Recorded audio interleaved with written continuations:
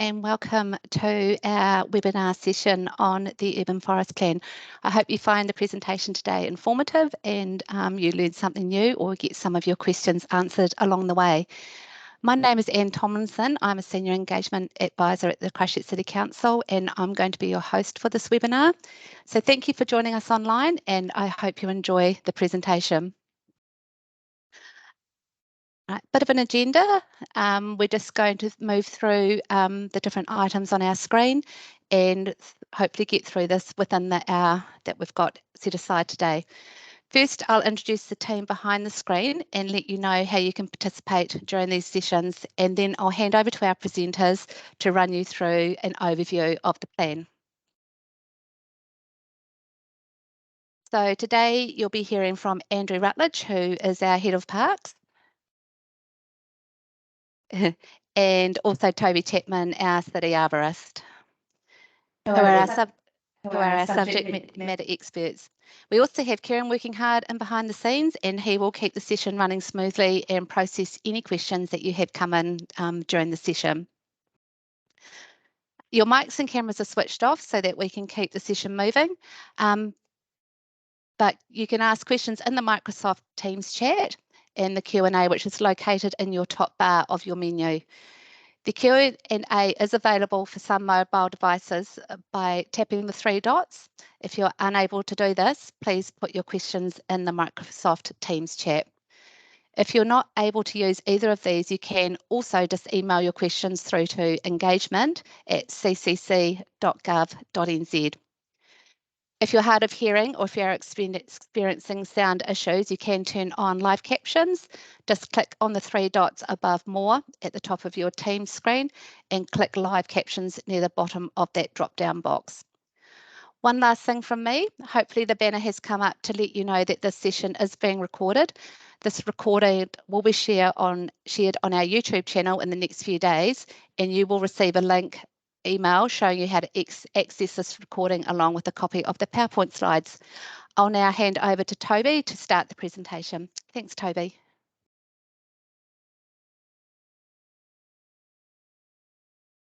Thank you, Anne. Hello all, and thank you all for attending this webinar where we're going to talk about the Urban Forest Plan. So the first slide is what is an urban forest? So urban forestry may not be a term that is familiar with you, but it's a way of describing all of our trees within our urban environments and treating them more as a collective as opposed to focusing on the individual tree. So it's looking at all of those trees and as a combination, how they form a forest within our urban centres. So around the world, urban forests are being acknowledged for their importance, and more they're getting seen as critical infrastructure. So things that we need to have in our urban areas and in our cities, as opposed to the nice to haves.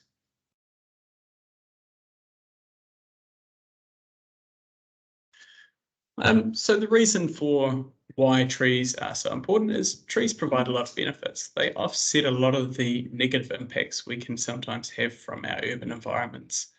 And there's many of these benefits, but some of them are things like improving water quality. So trees will take water up, they'll filter out water, they'll capture water, and they'll reduce the impact on soil to reduce runoff of sediment. They improve air quality through sequestering carbon, through cooling hard landscapes, which let off volatile organic gases. And they support biodiversity through providing habitat and a food source. Trees also mitigate heat islands. I think it's fairly common knowledge that on a hot day, if you go and sit under a tree, it's a lot cooler. Just how much heat that can actually take off though.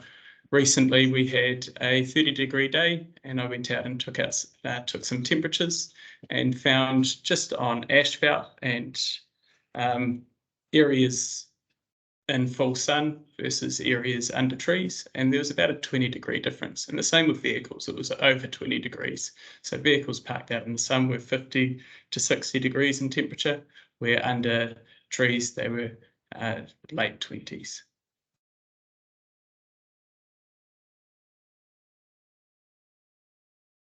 So this is a quote from Bill Vaughan, which is quite a good one. Suburbia is where the developer bulldozes out all the trees, then names the streets after them. This is the kind of development we sometimes see and the kind of development that we want to avoid. We want to see more trees in our urban centres. So I'm going to hand over to Andrew, and I'll be back a bit later. Kia ora, everyone, and thanks, Toby. Yes, so Hagley Park, I guess, everyone's obviously familiar with Hagley Park, or most people, and I think, it's fair to say that in our hearts and minds in Christchurch, this is the environment that we live in, or we like to think we live in. There's nothing better than walking under that tree canopy. In reality, things are changing pretty rapidly. This is a development immediately over the road, or recent developments immediately over the road from Hagley Park, so same environment. And if you look to the sort of left there in particular, you can see there's very little, if any, space available for trees to be planted in those areas where people are living. And intensification is something we're all very mindful of, and it's a very topical topic at the moment. Thank you. Some of the other things that we hear a lot, there's a lot of chatter about, should we be a national park city, and stuff in particular running a program to try and get us named as a national park city, or a biophilic city. Others think biophilic, which is slightly different, or green city. Essentially, all of these charters, when you look at them and have a good read, are very, very similar. I guess it's not something that we're particularly focused on within council at the moment. And I guess it's a personal point of view that I have expressed in front of our elected members, is that if we sort of artificially label ourselves something, for example, to National Park City, we might give the impression to our residents that everything is okay, when in fact it's not okay. We're right at a very important time where we have to focus quite carefully on how our city moves forward. I'm going to hand back to Toby now, who's going to go a little bit more into what makes up an urban forest, our urban forest plan. Thank you. Thanks, Andrew. So yeah, what is an urban forest plan and what is our plan? So the purpose of the plan is to provide a roadmap for how we can increase the size of our urban forest. But not only that, we want an urban forest that is healthy, resilient and long-lasting, and something that is uniquely Christchurch. So the plan has been developed over a number of years with a lot of collaboration with a lot of externals and internal departments within council. So mana whenua have been involved. We've had council service units and external experts, horticultural professionals, ecologists and tertiary institutions. It's important to note that the plan covers both public and private land. So we're looking across all of Christchurch.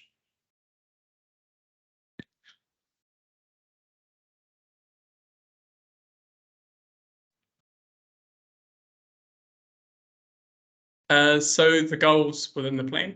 So goal 1 is to plant. So we've got 4 goals: plant, nurture, protect and involve. So the first goal is our urban forest and canopy is growing sustainably. Then we want our urban forest to thrive, be healthy, diverse and resilient trees. So that's when we start to look at about picking the right species, ensuring they're growing healthy and we've got diversity. Protecting trees. So the protection of trees can come in many different forms. Protection of trees can come in many different forms. So the obvious one is things like the district plan, but protecting trees can also mean extending the life of them as well. And then involve. We want an urban forest that is part of the public and the public are involved in. And this is across Christchurch and the Banks Peninsula as well.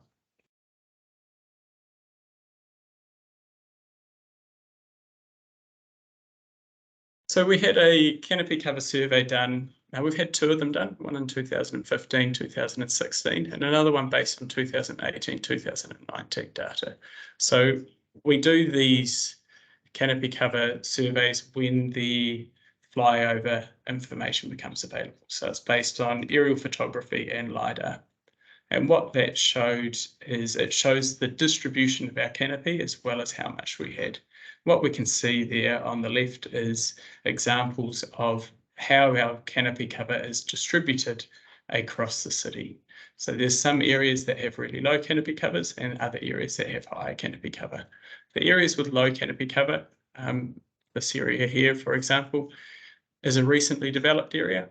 So as we start to develop areas, generally we lose trees. Trees take a long time to grow, but we're also developing in a way that we don't have the same amount of space for trees to grow, which results in a lower canopy cover both now and potentially into the future as well.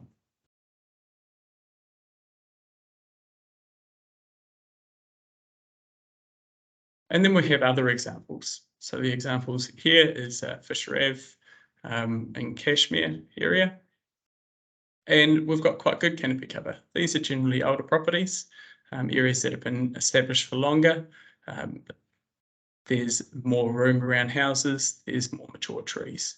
So in areas like this, it'll be around how do we retain it, but also acknowledging that as these areas come under development, how do we ensure that we don't lose that canopy cover that is there and develop in a way that we can retain it.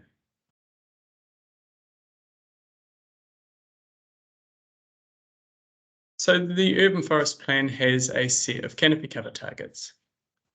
As you'll see from the diagram, a smaller number is where we currently are. So for example, in open space, it's 23%. Where we're trying to get to is 40%. So we developed these targets by looking at what the current canopy cover was, but also looking at the capacity that area had for those, for trees to grow. So things like open space, we can generally get trees in those areas. So it's acknowledging that and putting on those graded targets.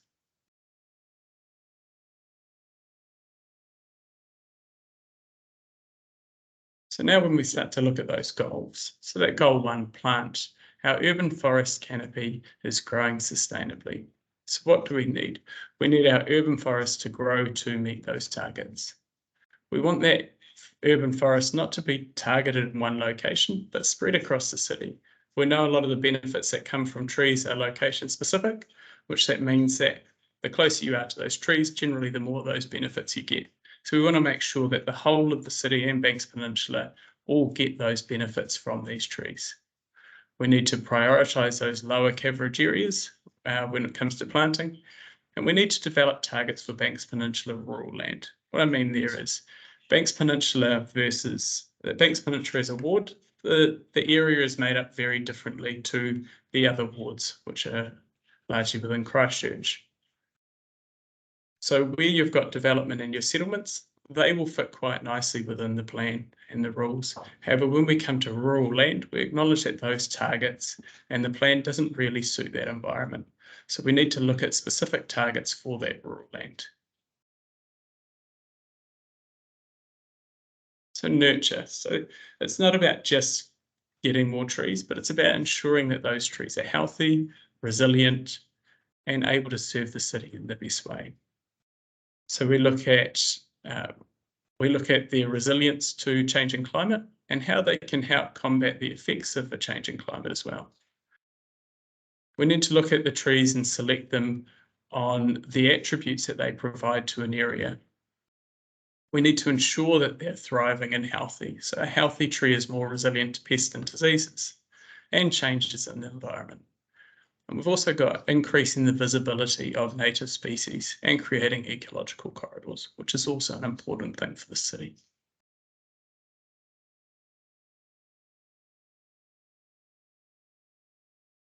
So protect. Our trees are valued and looked after as critical infrastructure.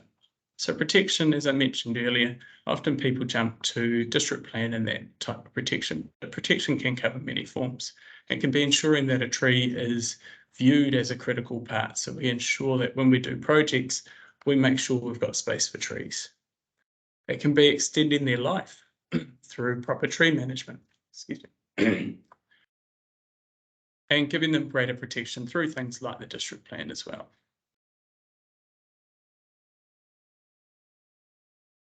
And then goal 4. So involve our Our urban forest is nurtured by partnerships and participations. So urban forest is an asset that is owned by the whole city. We want to ensure that everyone can contribute to it. Everyone can be part of it. We're including private land because private landowners are the biggest landowners. They have the most to provide as far as space for our urban forest to grow. So it's important that we ensure that they are all part of this.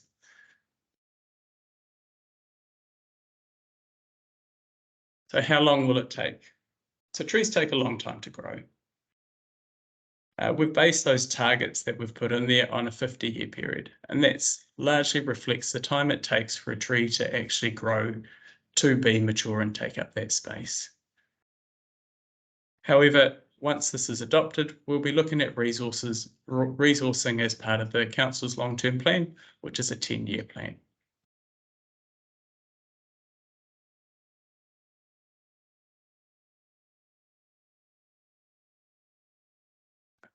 Sorry, there's a delay with when it changes on my screen. So what are some of the challenges? So making space. As we intensify, we generally have less space for trees to grow. Trees aren't necessarily prioritised against alongside other infrastructure, so we need to change the way trees are viewed as well. We have a challenging climate, so it's getting hotter, it's getting drier. So choosing tree species that can thrive in those sorts of environment.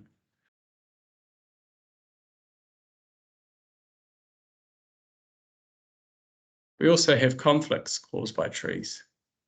So trees planted in locations that can provide excessive shading. Trees that don't have the room to grow through to maturity, so they end up causing damage to adjacent infrastructure. And also the perception of trees. The perception of trees is largely positive, but there's also the perception that trees can be dangerous or trees provide too much shading, and all of those sorts of things that come with it. So I'm going to hand over to Andrew now, and he's going to talk about some of the implementation we're looking at. Thank you, Toby. Yeah, implementing the plan is obviously something that's very important. We want to make sure that this particular plan does get delivered. Balancing some of the challenges that we have with trees are probably well known to everyone. Everybody has a slightly different perspective. This is one that we probably hear the most. I love trees, but not that one there. Or that one blocks my drains or drop leaves. We need more shade. We need less shade, more native, less exotic. And one I heard recently, trees are dark and scary. So, you know, there's a few things we need to overcome when we're looking at our public space in particular. Everybody has a slightly different take on how we approach this.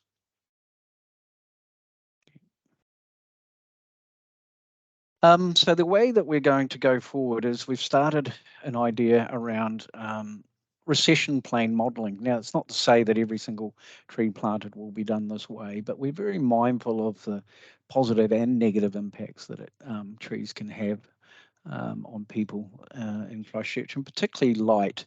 In some of our winter months, people get quite concerned about not enough passive solar reaching their properties, reaching their houses. People have, a lot of people converting to solar for their power supplies. So we're going to use graphic tools to ease any anxiety about how we can implement this urban forest plan and relatively drastically increase the tree canopy cover. Toby talked about a 40% target of tree canopy coverage in our public spaces, and we're sitting on about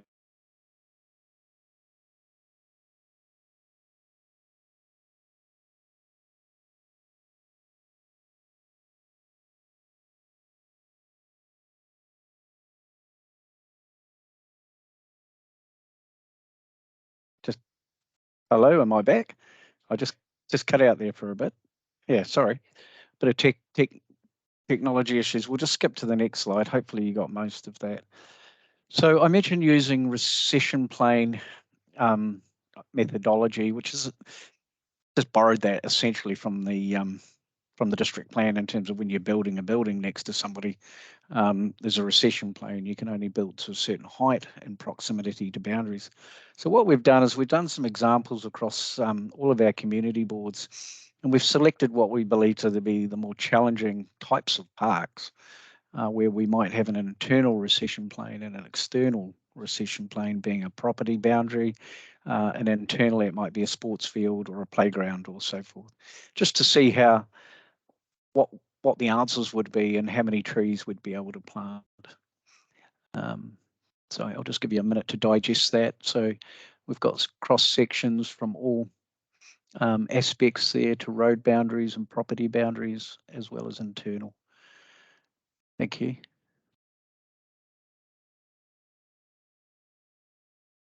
And that's just another graphic to show you how we've started the idea of looking at how can we increase tree canopy without having too much of any of those potential negative impacts that people perceive. Like I say, this is not a design, it's a model. And what it's articulating there is that we can certainly increase tree canopy coverage by putting larger trees in places where they're not going to impact people negatively, and smaller trees, but still develop canopy coverage. Thank you. And then we've sort of run them through some shade modelling, and Karen will have to go through these fairly quickly. So there's a summer solstice there. We're looking at all the shade modelling. You can see there's very little shading there. If we just keep clicking. Oop, what happened there? Seem to have lost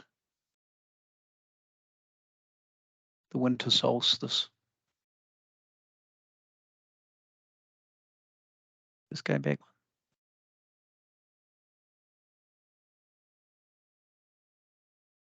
Okay, just go forward. And again, there's the summer. Apologies. We seem to have lost the winter solstice out of our presentation, but the winter solstice model shows, and we can make sure that this is updated before people have access to this so they can see in the slides. Yeah. So the winter solstice one would show obviously a lot heavier shading, but it also shows the time of the day, and you can see what the potential impact on the surroundings would be.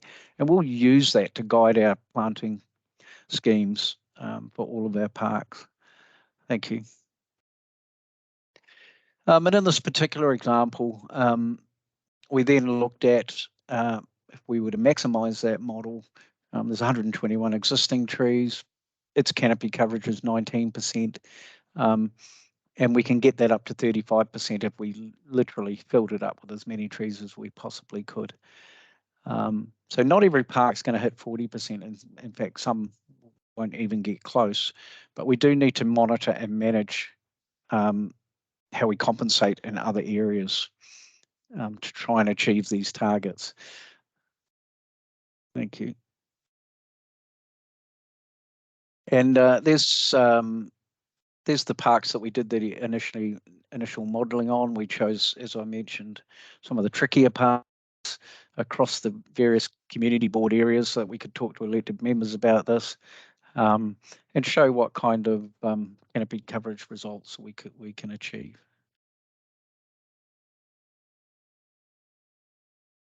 And I'll just touch on this slide, then hand back to Toby, I believe. But we get a lot of queries about the residential red zone, and in particular the Otakaro Avon River corridor. And I think people think that kind of we'll be right, we'll just plant that out and away we go.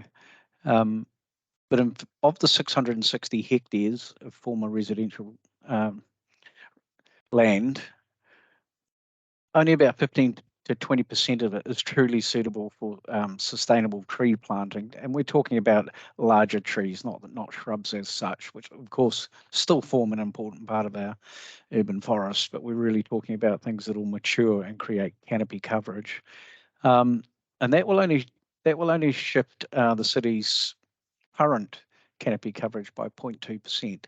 So as you can see, we've got quite a challenge in front of us to moving our canopy coverage up into a more desirable situation. And I might hand back to you at this point, Toby.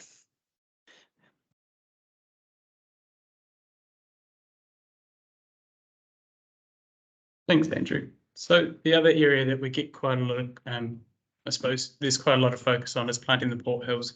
Now, I apologise, the title on this is not correct. It's not, there's more space in that if we include Banks Peninsula. This is largely around the Port Hills. Some of it encroaches into the Banks Peninsula ward as well, hence the title. So in the Banks Peninsula, we've identified approximately 420 hectares of land available for tree planting. Now, over the city, that will result in about a 1% increase for the Christchurch city area. That doesn't include Banks Peninsula. So it kind of shows how big the task is of increasing the canopy over the city.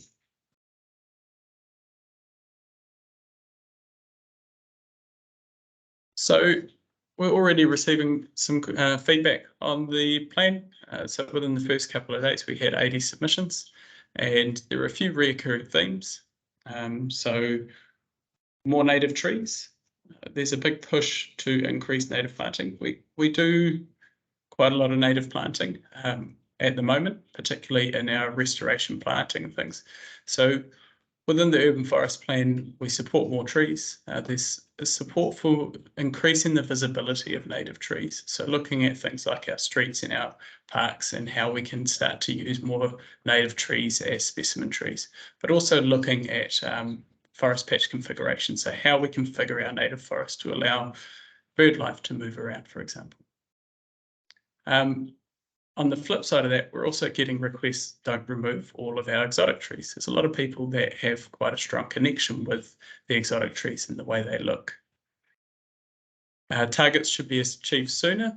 So 50-year targets seem like a long time, but we need to give trees time to grow. So when we plant a tree, it's very small, it takes time for it to grow and actually fulfill its full canopy potential, which is when we'll start to see those increases across our city.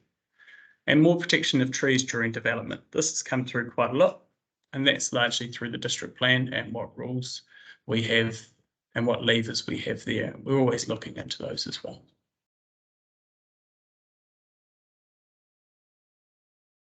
Okay. Yeah. Thank you. Thanks, Toby. We'll be wrapping up the presentation shortly. I just noted something there, looking at that slide on the, achieve our targets more often.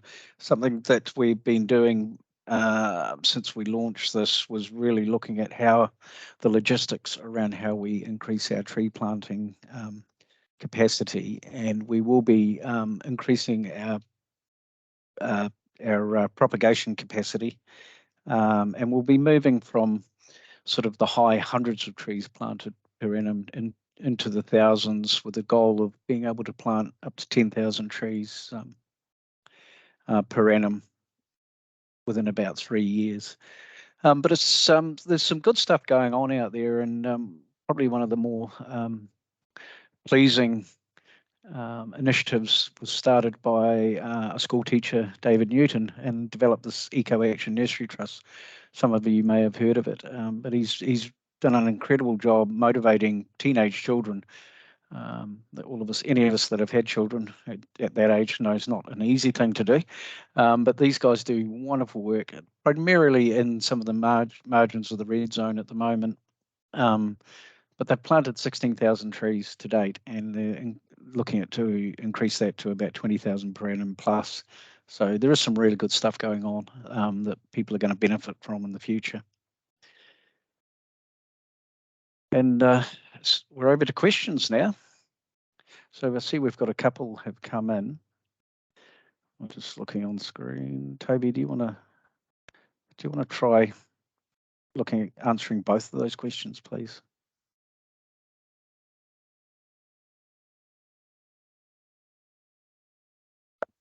So we've had a couple of questions come through. So one question is, develop targets for BP rural land, specific targets. Where will the biodiversity strategy sit? Will you work with rural communities to understand how much cover we have already? So the first part of that, specific targets, where will the biodiversity strategy sit? So that'll sit alongside this. So the urban forest will be largely focused on the overall canopy cover and have high level things, and the biodiversity strategy will complement it, and they will talk to each other. It'll look at species and what kind of biodiversity they're looking for out there. And the two plans will be complementing and working together. The next question is, and the second part of that was, will we be working with rural communities to understand how much cover we have? So we would be looking at doing a similar process to what we've already done with the city, where we do use aerial imagery to find out actually how much canopy cover we have in Banks Peninsula as a starting point, and we'll be working from there. But absolutely, we want to work with those rural communities to get a better understanding of that as well. Next question, what do the CCC know about our small communities on Banks Peninsula, Pigeon Bay, Little Waka, Lower, and Wainui? If you're referencing canopy cover, so we don't have a lot of information yet because we didn't have the aerial data.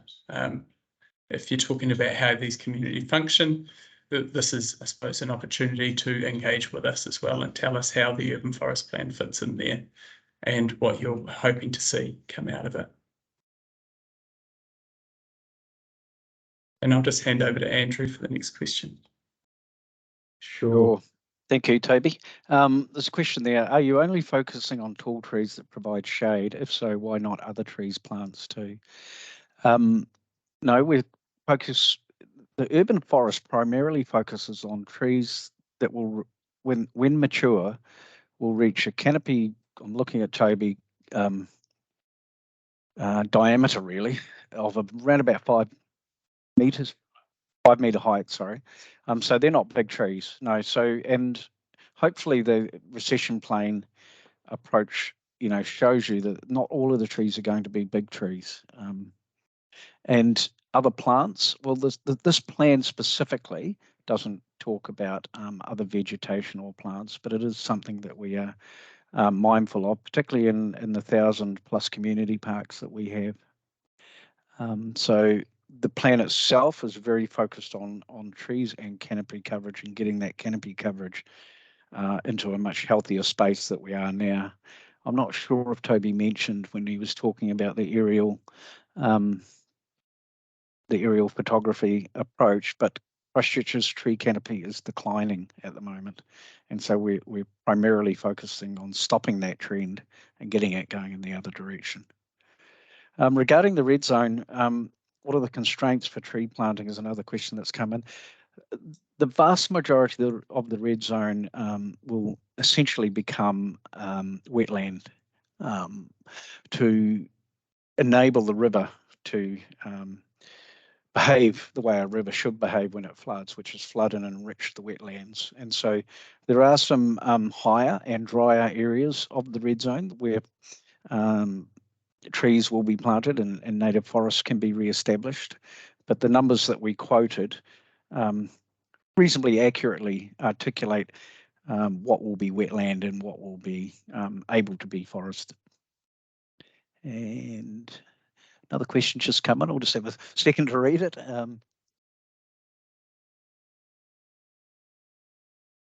In terms of budgets, yes, we're building. There's a question there on do we have any idea of the budgets required?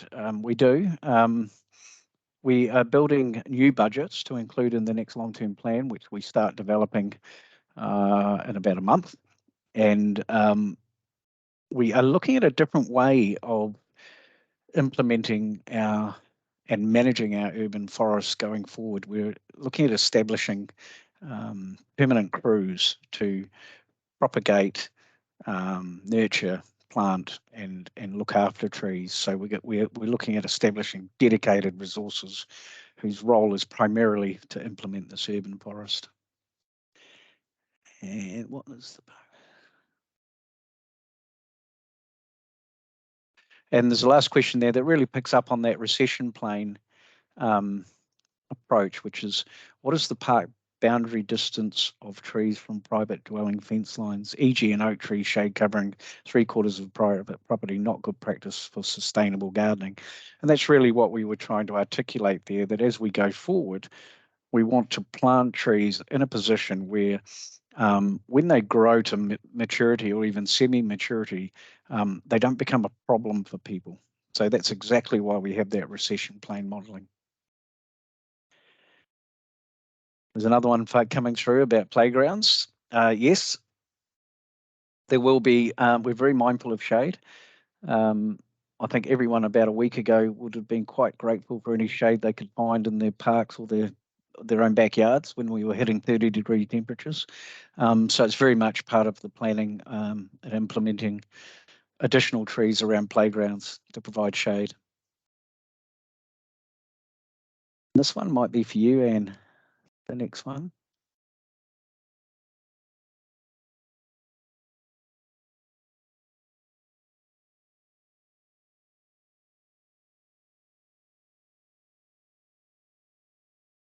So I'll just pick up the question that just came through. So beyond the submission opportunity, how will communities be involved in this plan? So a large part of the plan is how do we involve in communities? How do we provide the ability for them to be involved with our urban forest? So there's a whole section on that.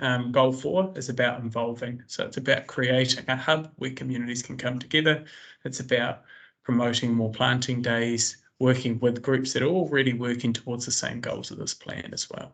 And there'll be more opportunities that come through with working with communities that'll come out of this plan.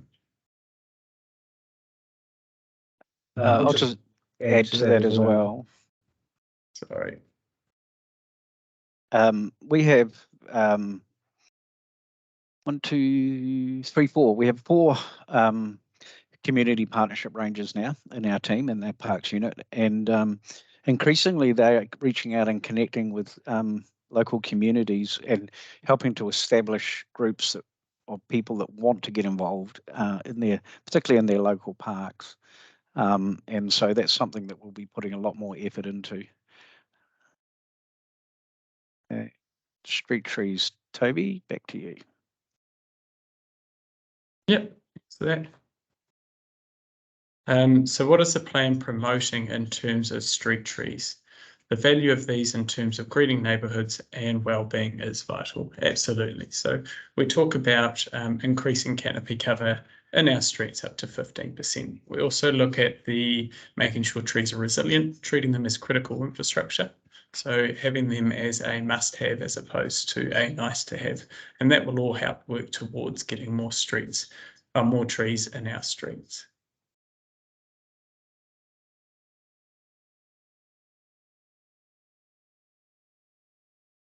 Right, thank you everyone for sending those questions through. Oh, we've just had another one come through. That's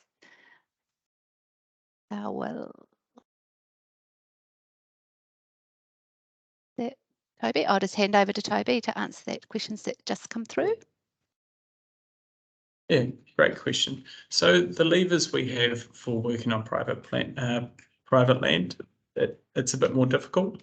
So it'll be largely around promoting tree planting and seeing what we can do as a council to incentivise that and encourage more planting on private land. It's also looking around development rules and ensuring that when people develop, there is space for trees to grow, and it facilitates that growth through to maturity as well.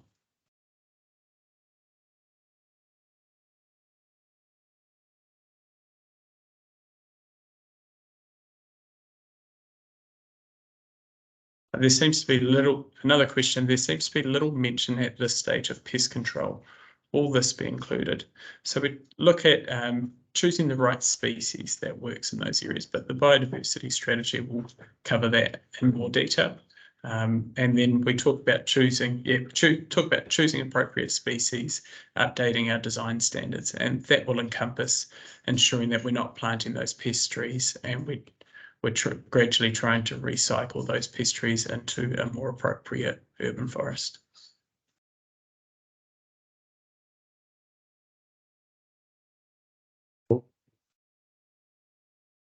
So we've just got a few more questions coming through.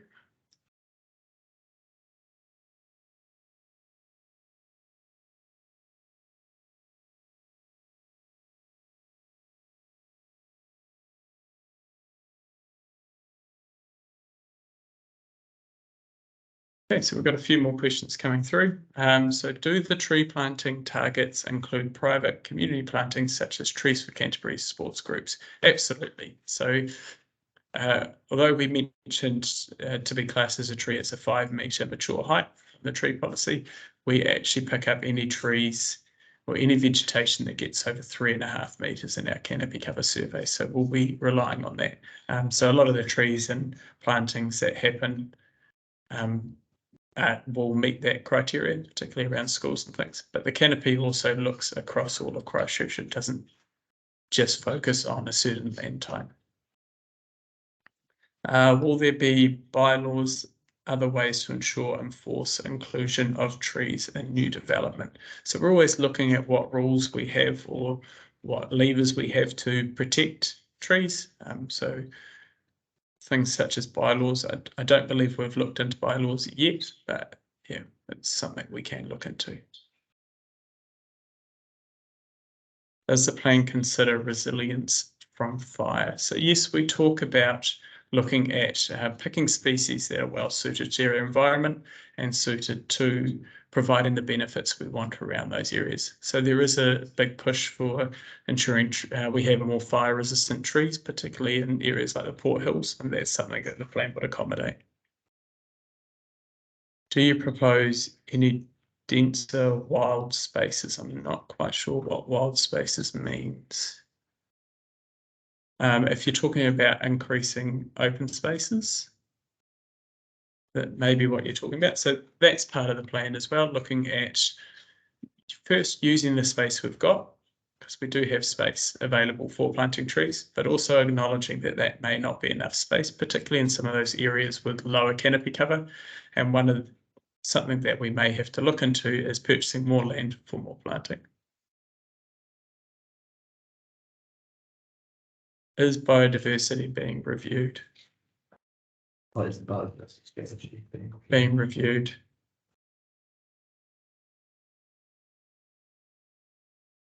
You want me to answer that? Yeah, I'll hand over to Andrew. Around with knob. No, there's no plan to review it. Yeah, you did right. It went through. It's had a lot of work put into it in recent years, and it's definitely still valid. I mean, we keep a constant eye on any plans and strategies that are in place to make sure that they still are valid. And absolutely, there's been a couple of questions about the biodiversity strategy, and they absolutely go hand in hand together on this as we move forward.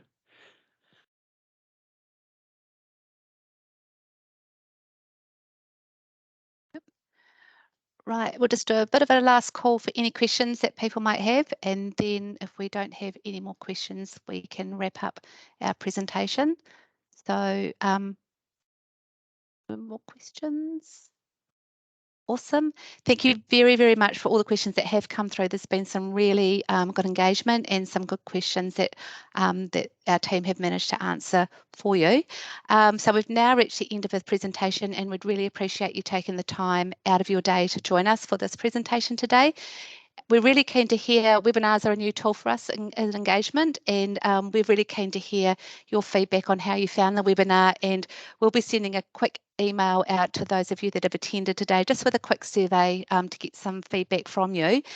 If you'd like any further information about the project or you have any further questions, please feel free to contact the team, and you can do that by going onto our Have Your Say page, and there's some contact details there for you to get hold of me. And we'll be in touch over the coming days with answers to the questions. We'll put that into a table and the links to watch this session, and we'll also be putting this up on our Have Your Say page. So if you'd like to go back and watch it at a later time, or you know anyone that has missed the presentation, please feel free to let them know that it will be up in a couple of days. And thanks again from the team. Enjoy the rest of your day. Tēnā koutou katoa.